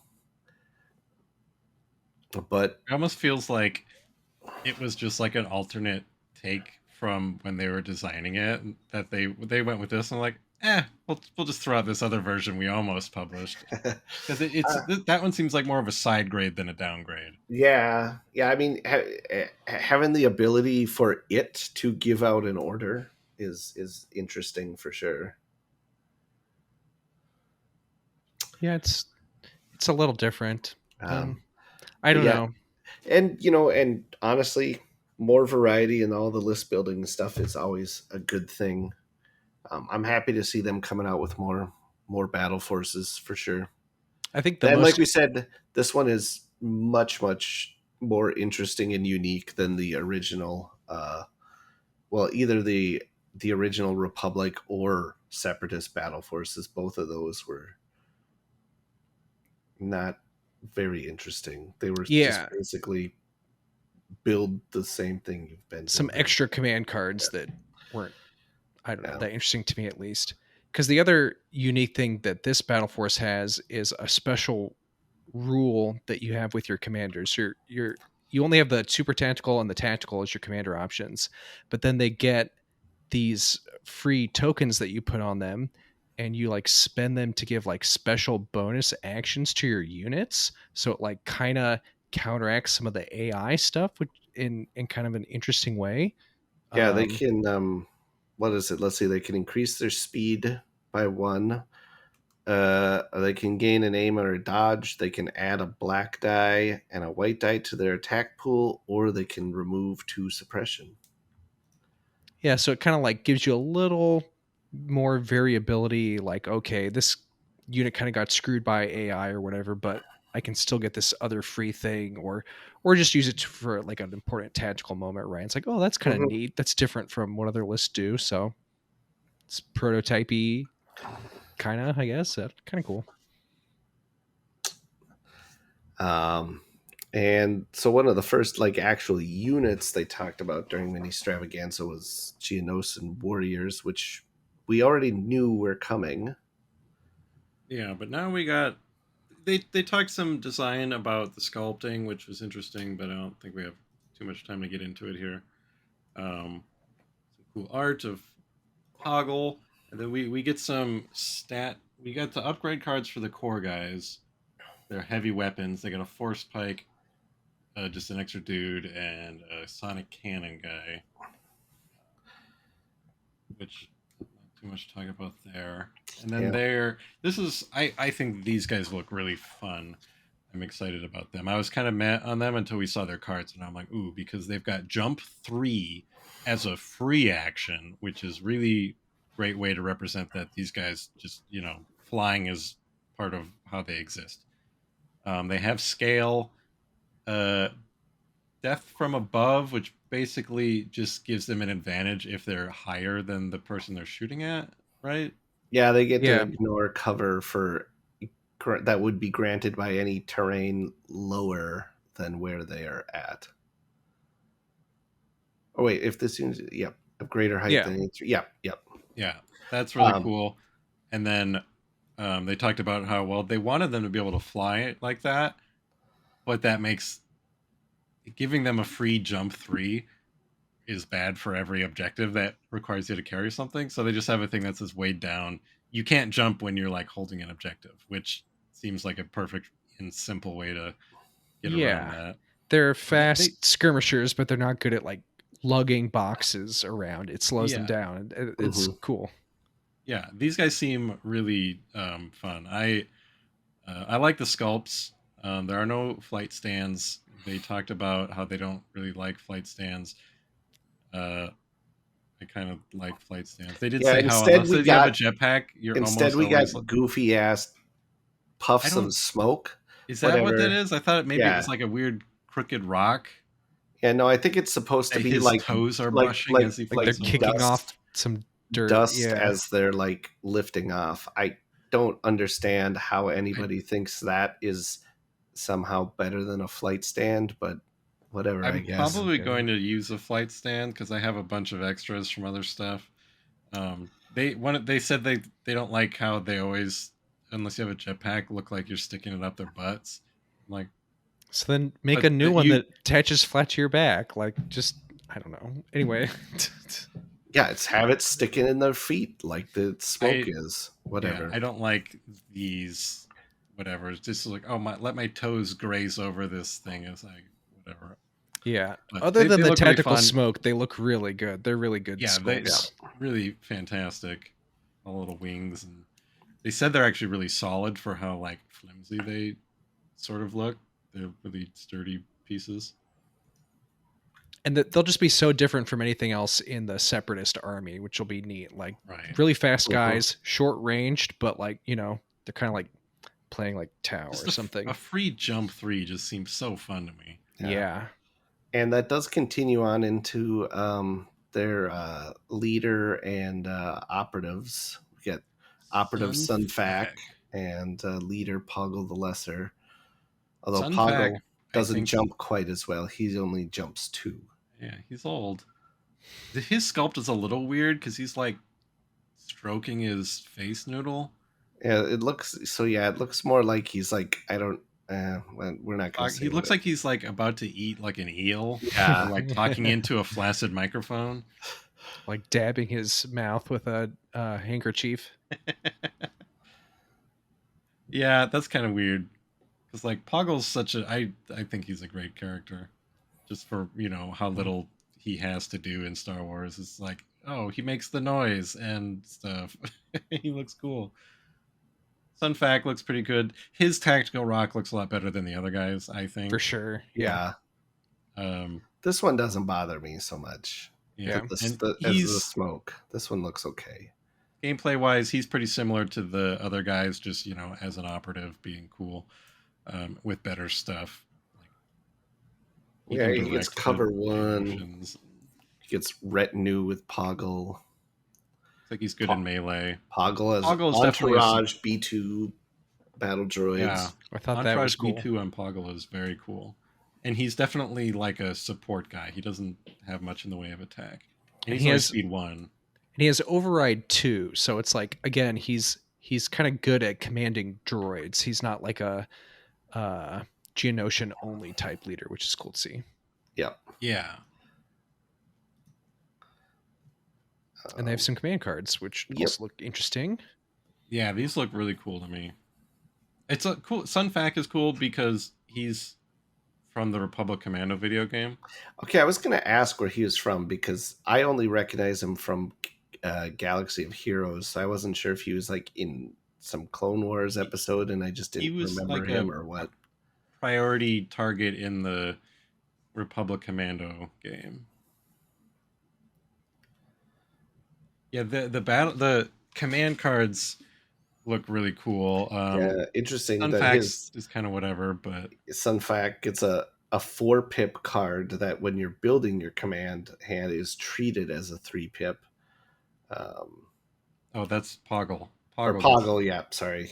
Yeah. That card looks awesome. So yeah, when a core droid trooper unit's issued an order with this card, and it can issue order to 4 droid troopers, it may choose to return its order to the order pool. If it does, you may return a defeated mini to the unit with no wound tokens and remove 1 suppression token. That's big. That's so huge. It seems like on its surface, it also seems really balanced, though, because you're removing their order tokens, which is really brutal for a droid. Like, hey, you want to heal? You've got to rely on your AI for this turn. Yep. Also, it's one of those things where if your opponent is spreading their fire around, it's going to be good. But like if they're focusing a unit down, if they're focusing units down, it's not going to have nearly as much impact. Mm-hmm. So that's Geonosians. Let's see what this was another unit that was announced at last Ministravaganza was the 5th brother and 7th sister.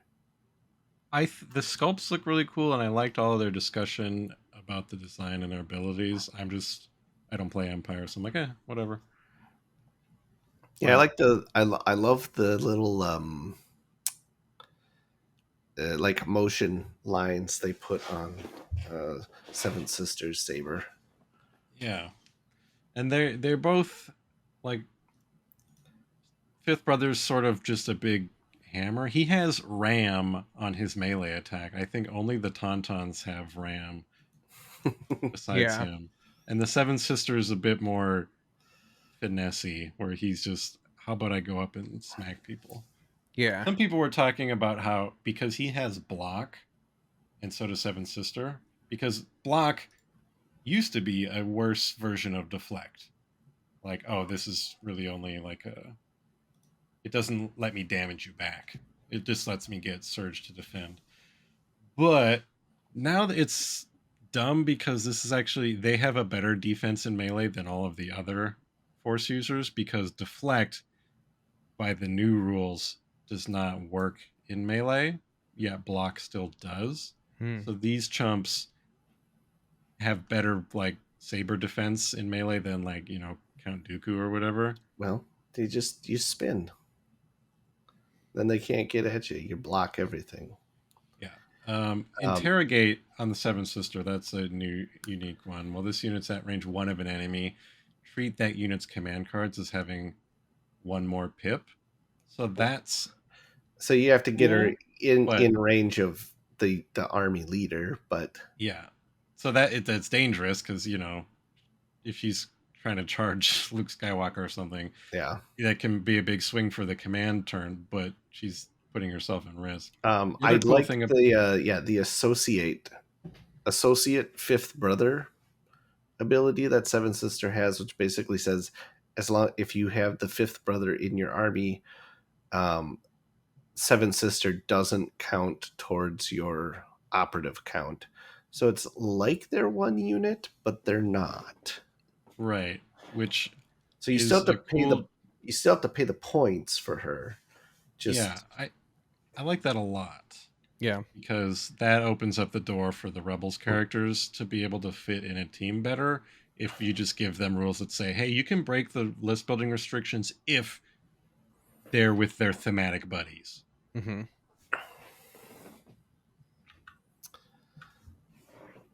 I think their command cards are maybe the most interesting part because there's like at least a few of them have a lot of neat things going on.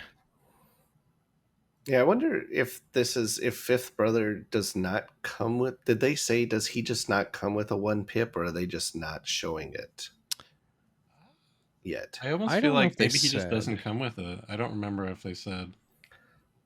I wouldn't be surprised if they're just not showing it, but yeah. I'm happy they're going all in on the animation looks for these characters. Yeah, and they're really playing up the theme of these two people that work together but hate each other's guts, which is really true to the show. You see that in a few of the command cards where they like are kind of in competition in a way, even though they're good at working together, but they also kind of like steal each other's stuff, kind of. Yeah, because they have like sort of this like inverse teamwork. Basically, the fifth brother has a card that normally teamwork says I get a dodge, you get a dodge. His says I get a dodge, you get an aim. You get an aim. It flips it, which I think is kind of fun. Yeah, and it's a permanent effect, which is cool. So it kind of ends up being a keyword for the whole game for them, basically. Mm-hmm. The art on Seven Sisters 2 pip looks very weird to me. It looks like she just like zapped him in the butt or something. But I mean, the art style is very cool. I love the art on the "You Hide Your Fear Well," her card. Mm-hmm. It's like a POV. You are Ezra being interrogated by her. I don't know if it's that good though, because it just says, "Hey, if you're suppressed and around her, you re-roll less dice when you spend aims." But it also gives her demoralize, which means she's suppressing people around her. Yeah. So cool stuff there. Those guys I'm excited to play against them. Yeah, they do get, they also get both, they'll get an upgrade called Inquisitorious Training, which also gives them demoralize. So I guess there with that this command card, that would give maybe the coolest thing. It seems so potentially like super good, especially for only 5 points. Like, hey, there's a Jedi or a Force user on the other team, and they use an upgrade. You roll a die, and you have on a block or a surge. You cancel. That's higher than 50-50 chance. Yeah, that's it's awesome. Cancel it, and it's still exhausted, like they spent in. Again, it's another thing that's going to require you getting all up in the face of the enemy leaders. Be range 1. So yeah, if you're going into range 1 of another Force user who's spending cards, that's probably going to be Luke or Vader or Dooku or Ventress Yoda. Or Ahsoka. Yeah. And it's like, well, those people can probably kick their butt now that you've gotten that close, but still being able to shut down a like Force push can be so pivotal pivotal, and if you just say, nah, that didn't happen, that's still really good.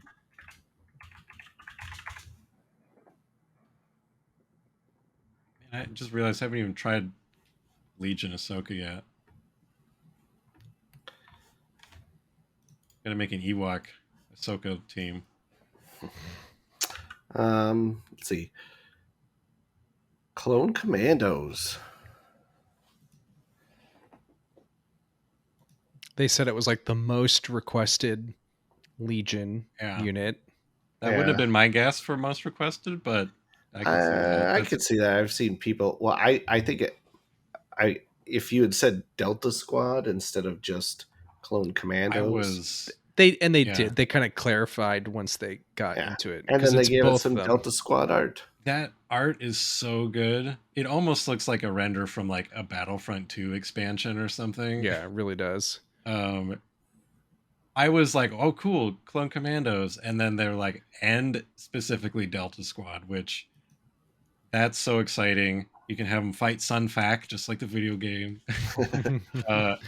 I'll be curious to see if they are each like, boss commander and the other ones are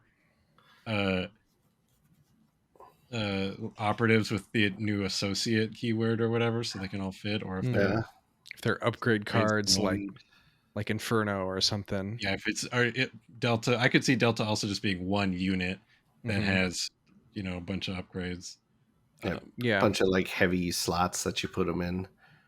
The one thing they talked about was like that there'll be a lot of weapon options, right? Because they're like, oh, you customize your weapons and stuff, but they didn't really go into much detail other than that. Like the big mechanic in the video game is your one blaster has like it's modular where you just switch it, stick it in sniper mode, stick it in rocket launcher mode. So I'm curious if the generic commandos will be similar to that too. They did say you can see on the sculpts of those guys, they have a bunch of different guns. Yeah. So I'm cool to see how those turn out. We got to see range troopers. They showed kind of a off. Surprise, I thought. And they also had a painting stream with these, did they not? Yeah. It's cool. I mean, they're cool. I just wouldn't expect it. I don't know why, if they were like needed. And for those that don't know, these are the guys from Solo, a Star Wars story, that have like cool mag boot things, so they can like stick to the train. And I think it's not just magnetic. I think they can stick to mountains and stuff too. It's probably I don't know how it works. Somehow their boots do that. So that would make more sense if they like have boots to help with mountain some kind climbing. of like tractor beam boots, or I don't know. Yeah, that would make sense. But I don't think they said anything about the stats. All they said is in the movie you don't see any. They all have the same gun, and so they needed heavy weapon options. And they worked with Lucasfilm to be like, "Do you think these guys would have this type of gun?" And they'd be like, "Nah, maybe give them this gun." So I don't know if they came up with brand new weapons for this, but they certainly worked with Lucasfilm to like find. Well, the one looks like it's got a T-21? Yeah, there's a T-21, and there's a DL 20X, whatever that is. But they look cool. I wonder if they'll have a new thing where you have to put like sticky tack on the bottom so they can walk up vertical surfaces. Or like they get really hot on most maps because they're wearing so many layers. What I want to know is, can I put them in my Blizzard Force? Yeah. Maybe they'll errata it. Yeah. We'll see. Yeah, that's cool. I feel like, I don't know, it's an interesting inclusion, but I'm sure Empire people are excited to get some new stuff. Yeah, I mean, Empire seems to be getting the most new stuff. As a mostly Empire player, I'm happy. We saw a render of one of the crab droids. And it looks cool. Stompy. It's got a big gun. It's like possibly a flamethrower. I don't know. I looked him up on Wikipedia. They normally have two little guns, not one big gun. So maybe they'll have some options. A couple different options, yeah. Another Republic Commando tie-in, the crab droid. Fight those in that game. It all comes back to Republic Commando. I still remember from in Revenge of the Sith. He jumps on top on top of one and it's just like bam, bam, bam, bam, bam, into the head of the droid. Mhm. So it might have like weak point top.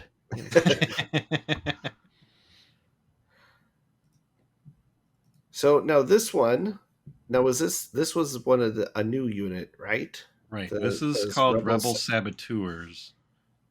And they said that they had a little bit different of a vibe for this. They wanted it to feel less like they were part of an organized military and more like, sort of guerrilla off the streets type. They were trying really hard not to use the word terrorist. I think all of these sculpts look very cool. I love how the guy has a Tuca cat. That astromech with like the treads looks That's pretty a woman neat. that has the cat, but yeah. Oh, a lot of people are double fisting low-res. guns. There's people with charges. Yeah, the Rhodian looks so cool. I like that guy with the big cape. That's a wall behind him, not a cape. What? I mean, I would believe you, maybe, because, tactical leaning like wall. Giant poofy cloak to go undercover. Oh, that is a wall. Oh my God. Wall. I didn't know if you were messing with me or not. It would seem very weird to me to have a big wall at shoulder height on a Legion mini, but there it is. That's geode behind him there. It's 2 minis on one base. And so we didn't get a ton of details on these guys, but the next stuff is something I don't know. I'm really excited for, but also kind of not, because it's things I don't need. Yeah, but it's not really for us. End up buying anyway, because that's me. Yeah, I think. But we've got so Rebel Troopers coming out in hard plastic. Yeah, they confirmed that all of the previous expansions that were released in soft plastic, aka not on like the sprues, are being redone in hard plastic, and the ones they showed off confirmed it's not just like one-for-one sculpts. They're brand new sculpts. These ones we see a bunch of aliens, and they said they're going to have a bunch of alternate heads. There's going to be more heads than there are figures. We see Twi'lek female, Twi'lek male, Duros, Mon Cal heads. Yeah, they also said that a lot of the bodies they'll be differently gendered, and some will be more androgynous, so you can really mix and match the body parts however you want to make the team you want, which sounds very cool, especially since some of the recent stuff, there seems like there's been less customization option than there was in the FFG days. Seeing how much variety potential there is with these new ones sounds really cool. We also saw the Stormtroopers, which are, a little less exciting because it's just Stormtroopers. But they talked them up as like this was more important to do in hard plastic than the Rebels because of all the sharp angles and hard lines were. Better, I could see that, just because there was def. There was depending on, like, I assembled a lot of the original Stormtroopers, and depending on how the particular mold went, some looked really, really great, and some really did not. So God, I've got so many Stormtroopers though. But I still might buy some, because like I've got some that I've got specifically based up as like Blizzard Force, but now I want to base them up as like as more Endor Tempest stuff, and and then there's the Remnant, so you can make some really beat up looking dudes. Oh, those were not Rebel Troopers we were just looking at. Those are the Rebel Commandos. Oh yeah, you're right, because they've got the sniper rifle. Is tempting me as well, because my commandos are based like crate, like all my other ones, and they're not Endor themed in the slightest. And now that I'm building out an Ewok army, I'm like, oh, well, I want to re-get all of the Bright Tree legal units so I can paint them up so they look Ewok or Endor appropriate. Like, my Han and Leia, they're not dressed for Endor. I painted them different. Yeah. We get new Luke and Leia's also. I like Leia a lot. Technically, this is operative Luke, but I mean, you could use it for either. The face looks really good on them. Oh yeah, for sure. The Leia looks great. I am slightly disappointed that this is, though it's almost a 1-to-1 copy of the The Shatterpoint pose. Yeah. Yeah. Which is down to the tactical log. Yeah, which is kind of a weird choice, but I'm just happy that we're getting another Leia. Yeah, and this one with poncho. Well, Mhm. other Leia was Endor sculpt, but no poncho. It would be kind of nice if we could have got like a Hoth Leia to go with the Echo Defenders, but yeah, man, and then we've got another Vader, so looking good. That's a nice Vader. Yeah, they sort of refer to it as like propaganda poster pose. Yeah, it reminds me of the Again, end of the Rogue appropriate amount of billowing on his cape. Yeah, and I think he's looking that out to the horizon. The fact that they're redoing all of the previous stuff in hard plastic is a really good sign for the game.